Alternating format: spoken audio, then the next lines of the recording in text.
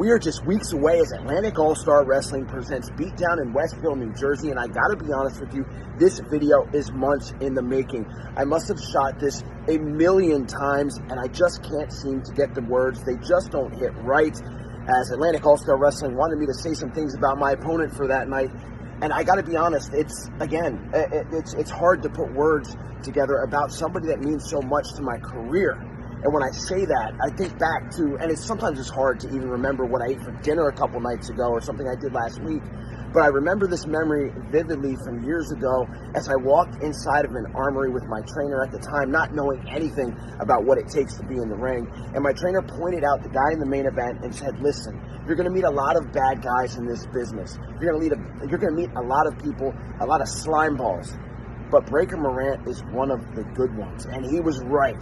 Breaker Morant ended up being one of the great ones. We have had matches, we have had brawls, we have had cage fights, we have done just about everything together as opponents, and even more outside of the ring as friends. So come March 19th, I have to face one of the good ones. I've got to face Breaker Morant, and inside the building behind me, or in front of me, is a wrestling ring. I just got done wrestling in Pasadena, Maryland.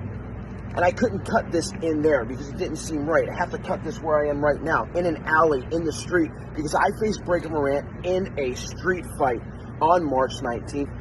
Because listen, a wrestling ring just isn't going to be able to hold the two of us. We're each striving for one thing, and that is to be the absolute best. Not just in Atlantic All-Star Wrestling, but in professional wrestling, period. Every single time we walk through that curtain, we try to be the best. And that's why none of this has ever been personal between me and Breaker Morant. Whether he stabbed me in the back in the ring, or whether he held his hand out for me to tag it. We've always had the same common goal, and that is to be the best. And come March 19th, we are going to strive to be the best again. I, the Heart Killer Chris Wylde, am going to strive to be great.